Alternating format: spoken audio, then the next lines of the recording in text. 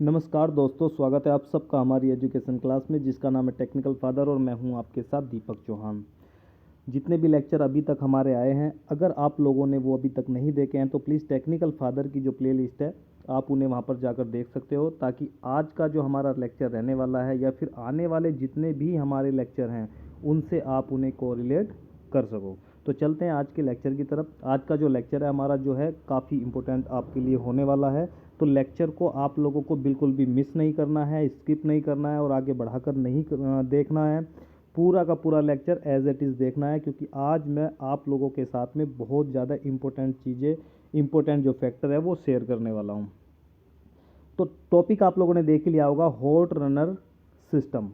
आप लोगों ने देखा होगा जब मैं इंजेक्शन मोल्डिंग की बात करता हूँ तो उसमें दो तरीके के मोल्ड यूज़ होते हैं। सबसे पहले जो मोल्ड होता है वो कोल्ड रनर होता है, दूसरा होता है हॉट रनर होता है।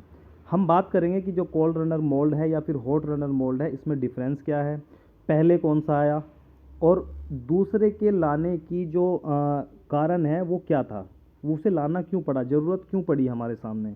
आप लोग जानते हो कि जब कोई चीज़ नहीं आती है तो इसका मतलब होता है कि पुरानी कुछ चीज़ों में खामियां रही होंगी, जिसकी वजह से कुछ नया इन्वेंट हुआ और नई चीज़ आपके सामने आती है। तो चलते हैं, देखते हैं अपने लेक्चर की तरफ। सबसे पहले हॉट रनर सिस्टम प्लास्टिक उद्योग में एक बड़ी भूमिका निभाता है। ठीक, तो अब इसके बारे में थोड़ा सा हम यहीं पे डिस्कस कर लेते हैं। सबसे पहले क्या था, कोल्ड रनर मोल्ड था। कोल्ड रनर मोल्ड को मैं एक बार आप लोगों को दिखा देता हूँ। ये आप लोगों का है कोल्ड रनर मोल्ड। ये वाला जो मोल्ड है ये कोल्ड रनर मोल्ड है। ये वाला जो है आप लोगों का क्या है, हॉट रनर मोल्ड है। अब दोनों में अंतर क्या है और इसके लाने का कारण क्या है, ये चीज़ हम समझते हैं। एग्जाम्पल के तौर पर आप लोग समझो, मान लो कि एक कोई प्लॉट है, ये कोई प्लॉट है और इस प्लॉट में से कुछ प्लॉट छोटे छोटे कट करने हैं, छोटे छोटे प्लॉट हमें कट करने हैं। अब एक चीज़ समझो, अगर हमें इसमें 10 प्लॉट कट करने हैं तो क्या हमें 10 प्लॉट का रास्ता देना पड़ेगा या नहीं। आप कहोगे कि जी बिल्कुल देना पड़ेगा, लेकिन जो लैंड का मालिक है उसने ये जो प्लॉट कट किए हैं उसका मैक्सिमम रास्ता कहाँ पर चला गया, मैक्सिमम जो लैंड है, ज़मीन है, वो कहाँ पर चली गई, रास्ता देने में चली गई। उस रास्ते की कोई वैल्यू नहीं है, उसे उसका पैसा नहीं मिल रहा है। पैसा किसका मिल रहा है, जितना प्लॉट उसने क्या किया है, सेल किया है, उसका पैसा मिल रहा है। लेकिन रास्ते के बिना वो प्लॉट सेल नहीं हो सकते हैं, लेकिन रास्ते का यूज़ भी नहीं है और रास्ते के बिना वो प्लॉट भी सेल नहीं होंगे। यानी कि दोनों ही चीज़ें क्या है, इंपॉर्टेंट है। और इसके लिए क्या है, जो लैंड का मालिक है उसे क्या हो रहा है, उसे लॉसेस हो रहा है, क्योंकि उसमें तो कोई घर नहीं बन रहा ना भाई। अगर वो जो लैंड की रोड है या फिर रास्ता है, अगर उसे भी इंक्लूड कर दे तो 2-4 घर और बन जाएंगे, लेकिन उसका कोई भी वैल्यू नहीं है। तो हम बात करते हैं मोल्ड की तरफ।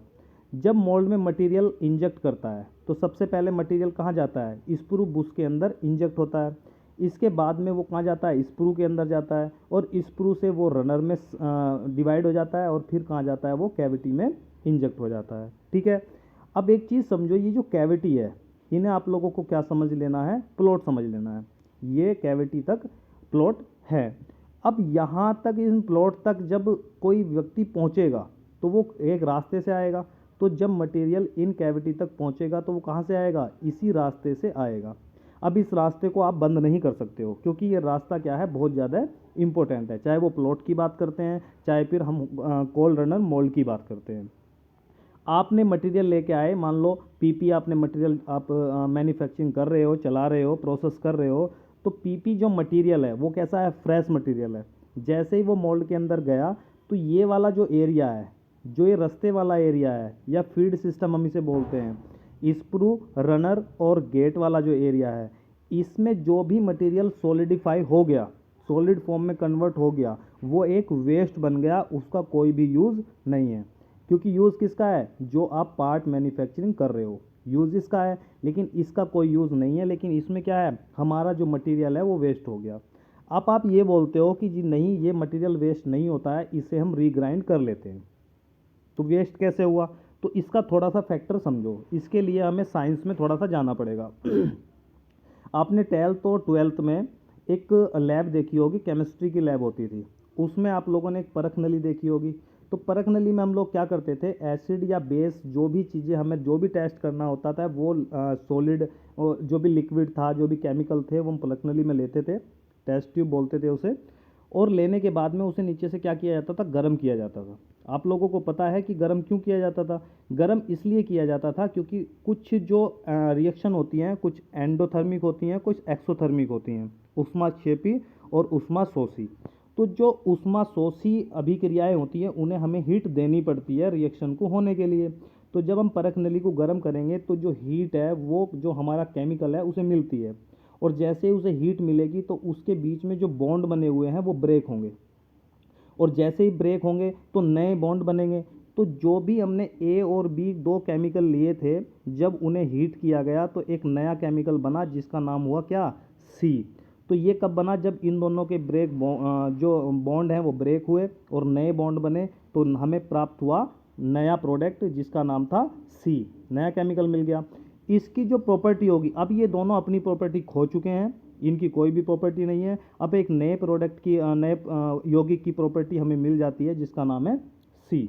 ठीक है, अब हम चलते हैं अपने मटेरियल की तरफ। ये बैरल है।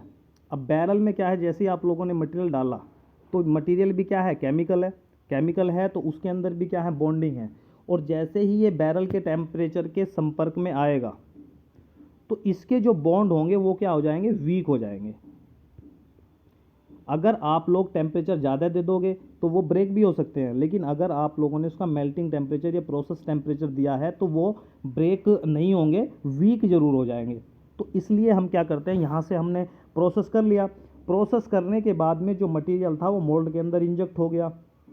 मोल्ड के अंदर जैसे ही प्रोडक्ट बना तो ये जो पोर्शन था जिसे आप बोल रहे थे कि रीग्राइंड कर लिया जाएगा, तो बॉन्ड कैसे हो गए, वीक हो गए।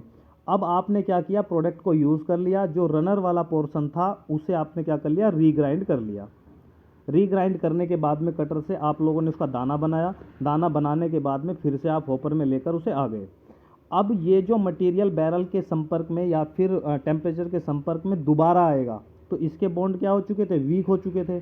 अब ये दोबारा उसके संपर्क में आया है तो वो जो बॉन्ड वीक हुए थे इस बार वो बॉन्ड क्या हो जाएंगे, टूट जाएंगे, ब्रेक हो जाएंगे। और मैंने पहले ही बताया था कि अगर ए और बी दो केमिकल यूज़ किए हैं और जब तीसरा केमिकल बनेगा तो ए और बी के जो प्रॉपर्टी है वो ख़त्म हो जाएंगी, नए केमिकल की प्रॉपर्टी आ जाएंगी जिसका नाम सी था। जब हम रीग्राइंड मटेरियल को दोबारा बैरल के संपर्क में लेके आएंगे, टेम्परेचर के संपर्क में लेके आएंगे, तो जो बैरल के जो बॉन्ड थे वो क्या हो जाएंगे, ब्रेक हो जाएंगे। और ब्रेक होने के बाद में जो मटेरियल हम यूज़ कर रहे थे पीपी, अब उसकी प्रॉपर्टी हमारे पार्ट में नहीं आएगी, किसी और ही मटेरियल की या फिर कोई वीक प्रॉपर्टी ही हमारे प्रोडक्ट में देखने को मिलेगी। इसीलिए बोला जाता है कि जो रीग्राइंड मटेरियल होते हैं वो सस्ते होते हैं, उसके प्रोडक्ट भी सस्ते होते हैं, और फ्रेश मटेरियल के जो प्रोडक्ट बने होते हैं वो क्या होते हैं, महंगे होते हैं। उसका कारण यही होता है कि रीग्राइंड मटेरियल की जो प्रॉपर्टी होती है वो फ्रेश मटेरियल की प्रॉपर्टी से कम होती है, और कारण मैं आप लोगों को बता चुका हूँ। अगर ये बात आप लोगों को समझ में नहीं आई है तो दोबारा वीडियो को आप दोबारा देख सकते हो, ताकि ये चीज़ें आप लोगों को क्या कॉन्सेप्ट क्लियर हो जाए। इसीलिए अब आते हैं हम कोल्ड रनर से हॉट रनर की तरफ। इसी प्रॉब्लम को दूर करने के लिए क्या सोचा गया कि ये हमारा कोल्ड रनर मोल्ड है, तो अगर इतना वाला एरिया जिसमें क्या बन रहा है, स्क्रू रनर गेट बन रहा है, अगर ये वाला एरिया हमारा ठंडा ही ना हो, भाई जहाँ पर ये वेस्टेज हो रहा है अगर वो गर्म ही रहे, उसमें जो मटेरियल भरा है वो क्या रहे, मेल्ट फॉर्म में ही रहे, तो अच्छा है, फिर तो हमारी ये प्रॉब्लम ही दूर हो गई। और इसी को देखते हुए, इसी की प्रॉब्लम को दूर करते हुए क्या लेकर आया गया, हॉट रनर सिस्टम लेकर आया गया, हॉट रनर मोल्ड लेकर आया गया। तो जब हॉट रनर मोल्ड का जो कॉन्सेप्ट है वो लेकर आया गया, तो इसमें क्या किया गया कि ये जो कोल्ड रनर मोल्ड था इतने ही एरिया में एक प्लेट लगा दी गई, जिस प्लेट का नाम था मैनीफोल्ड प्लेट। ठीक है, अब ये जो मैनीफोल्ड प्लेट थी इसमें क्या किया गया, इसमें लगाए गए हीटर, और हीटर का जो टेम्परेचर था वो इक्वल रखा गया किसके, बैरल के। क्यों, क्योंकि जो हमारा मटेरियल था उसे हमें क्या करना है, उसे मेल्ट फॉर्म में ही रखना है। जैसे ही एक साइकिल होगी, इंजेक्शन होगा, तो ये जो मटेरियल था ये यहाँ वाला मटेरियल कहाँ चला जाएगा, कैविटी के अंदर, और एक्स्ट्रा मटेरियल कहाँ पर, यहाँ पर आकर जमा हो जाएगा। हर शॉट में यही कॉन्सेप्ट चलेगा। अब ये काम कैसे करता है वो थोड़ा सा हम देख लेते हैं। ये रहा हॉट रनर सिस्टम।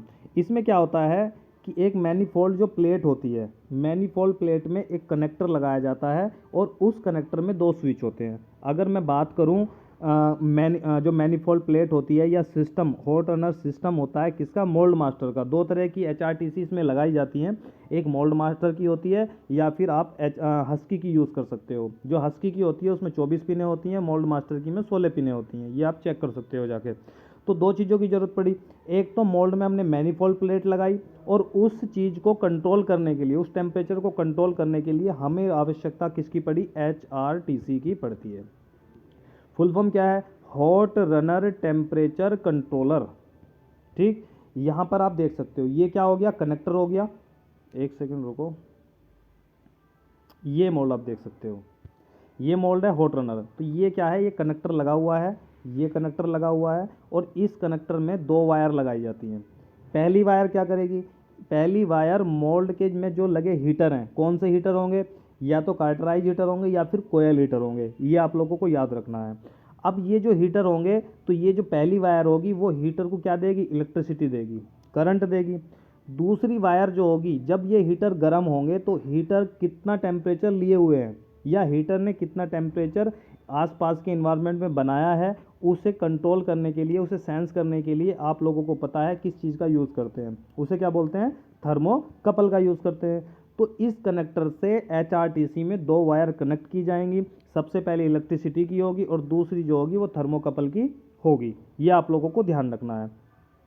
तो जो हमारी HRTC होती है, एक बार मैं HRTC आप लोगों को दिखा देता हूँ।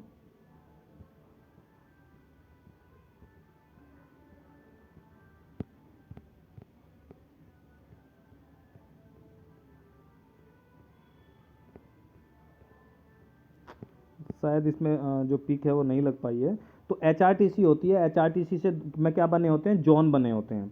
मान लो कि इसमें 6 जोन बने हैं, जो हमारी HRTC है, वो जो जोन बने होते हैं वो हीटर वाइज होते हैं कि आप लोगों को कितने प्रोडक्ट बनाने, कितनी कैविटी के प्रोडक्ट बनाने, उसी के अकॉर्डिंग ये जोन बनाए जाते हैं।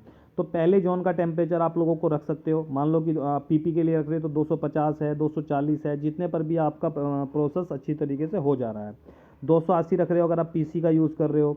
तो ये जो जोन है, इन जोनों का टेम्परेचर आप लोगों को रखना होता है और ये टेम्परेचर क्या करता है, जो मोल्ड की मैनीफोल्ड प्लेट होती है उसका टेम्परेचर ये कंट्रोल करता है। तो आप लोगों को दो बातें समझ लेनी है, जो हॉट रनर मोल्ड था वो क्यों लाया गया, जो कोल्ड रनर मोल्ड था उसमें जो वेस्टेज हो रहा था फ्रेश मटेरियल का, उसे दूर करने के लिए, उस प्रॉब्लम को दूर करने के लिए हॉट रनर मोल्ड को लाया गया। दूसरी चीज़, हॉट रनर मोल्ड में जो मैनीफोल्ड प्लेट लगाई गई उसे कंट्रोल करने के लिए HRS सिस्टम या फिर HRTC का यूज़ किया गया, जिसमें दो कनेक्टर यूज़ किए गए। पहले कनेक्टर जो था वो इलेक्ट्रिसिटी के लिए था, दूसरा कनेक्टर था वो थर्मोकपल के लिए था। अब इसका थोड़ा सा इसके बारे में पढ़ लेते हैं।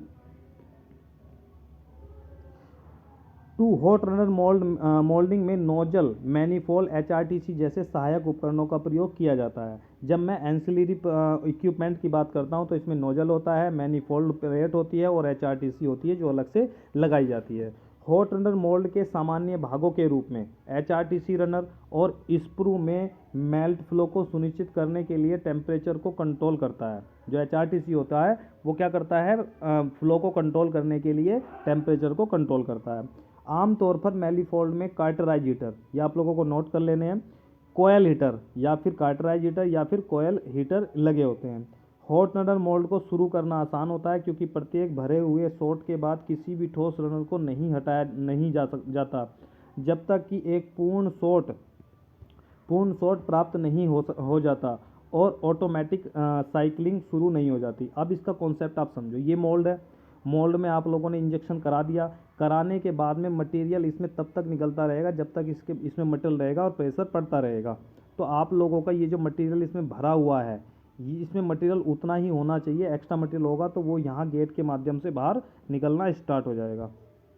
हॉट रनर सिस्टम में जब सिस्टम ऑपरेटिंग तापमान पर पहुंच जाता है तो ही मोल्ड चलने के लिए तैयार होता है। होता क्या है, सबसे पहले जब मशीन को हम स्टार्टअप करते हैं तो HRTC को हम ऑन कर देते हैं और तब तक मशीन को हम नहीं चला सकते हैं जब तक हॉट रनर मोल्ड का टेम्परेचर कंप्लीट नहीं हो जाता। जब आप लोग देखोगे HRTC में टेम्परेचर जो था मोल्ड का वो इक्वल हो गया है, किसके, जितना हमने दिया है सेट टेम्परेचर है उसके इक्वल हो गया है। तो आप लोग क्या करते हो, गेट को देखते हो कि गेट से मटेरियल आने लगा या नहीं। जब वो गेट खुल जाएंगे, मटेरियल आने लगेगा, तो ही आप लोग मशीन को स्टार्ट कर पाओगे, नहीं तो नहीं कर पाओगे। एक हॉट नटर कंट्रोलर में आमतौर पर हॉट नटर कंट्रोल मॉड्यूल्स लगा हुआ है, मॉड्यूल्स लगे होते हैं, एयर सर्किट ब्रेकर लगा होता है, मेन फ्रेम होता है और कनेक्टर्स लगे होते हैं, कंट्रोल केबल लगी होती है आदि। ये सारे के सारे इक्विपमेंट किस में लगे होते हैं, एक कंट्रोलर में, या जिसे बोलते हैं HRTC में। ये सारे की इक्विपमेंट या पार्ट हैं वो यूज़ किए जाते हैं। हॉट रनर सहायक उपकरणों में एक हीटर मतलब पहले नंबर पे हीटर लगे होते हैं, थर्मोकपल लगे होते हैं, सील रिंग लगी होती है और जंक्शन बॉक्स लगा होता है, और ये सारे के सारे क्या होते हैं, शामिल होते हैं इसमें। अब इसकी मैं क्या बात करता हूँ, मेन फ्रेम के लिए जो इनपुट होती है उसके बारे में बात करता हूँ। इसमें 3 तरह के ऑप्शन होते हैं। पहला ऑप्शन होता है, इसमें 240 वोल्ट का अल्टरनेटिव करंट आप दे सकते हो, 3 फेस का वायर होता है और 4 वायर उसमें जुड़ी होती हैं। आप लोगों ने कई बार जब मेन वायर को उठा के देखना, उसमें ये तो 3 होती हैं, 4 होती हैं, 5-5 तक भी वायर होती हैं। रेड है, येलो है, ब्लू है, ब्लैक है, वो सारी चीज़ें आप लोगों ने देखी होगी। दूसरे ऑप्शन में क्या हो सकता है, ये बी ऑप्शन है। इसमें 380 से 415 तक का टेम्परेचर आप दे सकते हो, और फेस कितना होगा, 3 फेस होगा ये, और 5 वायर का सिस्टम होगा। तीसरे में ऑप्शन सी में 240 वोल्ट का दे सकते हो, VAC, सिंगल फेस होगा और 3 वायर का ये वायर होगी आपका जो मेन होगा। ठीक है, ये सारी चीज़ें होंगी। ये आप लोगों का मोल्ड हो गया जो मैनीफोल्ड प्लेट से युक्त है। ये कोल्ड रनर मोल्ड और हॉट रनर मोल्ड में आप लोगों ने अंतर देख लिया, डिफरेंस देख लिया, दूसरा यही है। और आगे हम बात करते हैं, एक सेकेंड, इसकी। ये देखो, जैसे ही मैं इसका बैकग्राउंड देखता हूँ अंदर से, जो इसका स्ट्रक्चर आप लोगों को अंदर से दिखाई देता है, तो ये जो बिछे हुए हैं ये सब हीटर है। ये जो हीटर है, ये क्या करते हैं, जितने हिस्से में स्क्रू रनर गेट बनता है उतने हिस्से को, उतने पार्ट के एरिया को क्या रखते हैं, ये गर्म रखते हैं, ताकि जो मटेरियल है वो क्या रहे, वो मेल्ट फॉर्म में ही रहे। उसके बाद में जो मटेरियल स्क्रू बुश से आता है, आने के बाद में रनर की सहायता से वो कहाँ से निकलता है, वो इन नोजल से कैविटी के अंदर जाता है। ठीक है, और इन कैविटी के ऊपर भी कोयल हीटर, इन नोजल के ऊपर भी कोयल हीटर लगे होते हैं, ताकि ये वाला हिस्सा भी क्या रहे, ये वाला हिस्सा भी गर्म रहे और मटेरियल मेल्ट फॉर्म में रहे, सॉलिड फॉर्म में ना जाए। यहाँ पर आप देख सकते हो, ये इसे नोजल कहते हैं, ये नोजल हीटर, इसे नोजल हीटर कहते हैं जो यहाँ पर लगा हुआ है। वॉल स्टीन बोलते हैं इसे, यहाँ पर वॉल है। नोजल की टिप आप इसे देख सकते हो, ये एयर लाइन है, ये लोकेटिंग रिंग है। जो लोकेटिंग रिंग क्या करती है, उसका अलाइनमेंट करती है ताकि वो एक अलाइनमेंट में रहे। यहाँ पर आप बैंड हीटर देख सकते हो, यहाँ पर बैंड हीटर लगे होते हैं, यहाँ से बैंड हीटर को खोला जा सकता है, मैंने आप लोगों को पढ़ाया था। ये भी सेम ही है। अब बात करते हैं यहाँ पे, यहाँ से मटेरियल आया, आने के बाद में क्या गया, यहाँ से आने के बाद में दोनों नोजल में बट गया। अब नोजल आप कितने लगा सकते हो, ये आप लोग देख सकते हो कि नोजल आप लोगों को उतने ही लगाने हैं जितने का क्या होगा, एक सेकेंड, नोजल आप लोगों को उतने ही लगाने हैं जितनी कैविटी का जो पार्ट है वो आप लोगों को बनाना है, क्योंकि एक नोजल एक कैविटी को भरने के लिए ही पर्याप्त होता है। तो वहाँ पर आप 2 नोजल का यूज़ कर सकते हो अगर आप 2 कैविटी का मोल्ड चला रहे हो। यहाँ पर आप देख सकते हो, यहाँ से मोल्ड मटेरियल आया और यहाँ से सब रनर में क्या डिवाइड हो गया, और यहाँ पर क्या नोजल की सहायता से ये मटेरियल कहाँ चला गया, मोल्ड की कैविटी में चला गया। इसके बाद में यहाँ पर कुछ इसके इक्विपमेंट के पार्ट के नाम दिए हुए हैं। ये मैनीफोल्ड प्लेट है, ये वाली मैनीफोल्ड प्लेट है, बैकिंग प्लेट है जो सपोर्ट करती है। मैनीफोल्ड के हीटर लगे हुए हैं, यहाँ पर आप देख सकते हो। मैनीफोल्ड के थर्मोकपल लगे हुए हैं जो टेम्परेचर को सेंस करेंगे। स्क्रू के हीटर हैं जो स्क्रू के ऊपर लगे हुए हैं ताकि वहाँ का टेम्परेचर भी मेल्ट फॉर्म में मटेरियल को रखे। स्क्रू बूसिंग आप यहाँ पर देख सकते हो। अगर मैं इधर आऊँ तो वायर क्लिप लगी हुई है यहाँ पर। मैनीफोल्ड प्लेट मैंने देख लिया। मैनीफोल्ड अलाइनमेंट बेल लगी हुई है यहाँ पर, और मैनीफोल्ड होल्ड डाउन स्क्रू यहाँ पर लगा हुआ है, ये आप देख सकते हो, ये रहा। और सेंटर लोकेटिंग यहाँ पर यूज़ की गई है, इंसुलेटर यूज़ किया गया है। गाइड पिन आप लोगों ने पढ़े होंगे जो मोल्ड की कोर और कैविटी के अलाइनमेंट के लिए लगाए जाते हैं। और मैनीफोल्ड प्लेट आप लोगों ने देख ली है। इसके बाद में यहाँ पर भी आप देख सकते हो, ये वाला एरिया है मोल्ड का कोर वाला एरिया होता है, ये कैविटी वाला एरिया होता है, यहीं से नोजल स्टार्ट हो जाता है। और हॉट हाफ ऑफ मोल्ड जो मैनीफोल्ड प्लेट में जिसे बोल रहा हूँ, ये क्या होता है, आधा हिस्सा होता है किसका, जिसमें जो मटेरियल है वो मेल्ट फॉर्म में ही रहता है। इसे क्या बोलते हैं, हॉट हाफ ऑफ मोल्ड बोलते हैं। हीटेड मैलीफोल्ड ये है, ये गर्म ही रहता है ताकि मटेरियल मेल्ट फॉर्म में रहे। इंजेक्शन मोल्ड मशीन, यह नोजल है जहाँ से मटेरियल इंजेक्ट होगा मोल्ड के अंदर। यहाँ पर 2 पीस भर रहे हो तो 2 नोजल आप लोग देख सकते हो। मेल्ट पैसेज है। कोयल हीटर, मैंने बताया था कि कोयल हीटर लगे होते हैं नोजल पर, तो ये कोयल हीटर लगे हुए हैं। ठीक है, तो आज के लेक्चर में इतना ही। जो भी ये HRS सिस्टम है या हॉट रनर मोल्ड है वो क्यों यूज़ किया जाता है और इसका जो स्ट्रक्चर होती है वो क्या होती है, किस तरीके से काम करता है, कौन कौन से हीटर लगे होते हैं, मैनीफोल्ड प्लेट किसे बोलते हैं, और जो कनेक्टर हैं वो 2 क्यों लगाए जाते हैं और दोनों कनेक्टर का अलग अलग कार्य क्या होता है, वो सारी की सारी चीज़ें आप हम लोगों ने डिस्कस की है। और इसके आप लोगों को क्या बनाने हैं, नोट्स बना लेने हैं, ताकि किसी भी इंटरव्यू में अगर आप लोगों से पूछा जाता है तो वहाँ पर आप लोग अच्छी तरीके से आंसर कर पाए। और अगर आप लोग हमसे बने बनाए नोट्स लेना चाहते हैं सभी जितने भी हमारे लेक्चर आए हैं सभी लेक्चरों के, तो आप लोग हमें क्या कर सकते हो, इस नंबर पर कांटेक्ट करके हमसे ले भी सकते हो। 9896638771 इस पर हमें व्हाट्सअप कर सकते हो और बने बनाए नोट्स भी ले सकते हो। वीडियो अगर आप लोगों को पसंद आई है तो वीडियो को लाइक कर दें, दोस्तों को शेयर भी कर दें, और चैनल पे अगर आप लोग नए हैं तो चैनल को सब्सक्राइब भी कर लें। तो आज के लिए इतना ही, मिलते हैं नेक्स्ट लेक्चर में। जब तक के लिए दीजिए हमें इजाज़त। जय हिंद, जय भारत।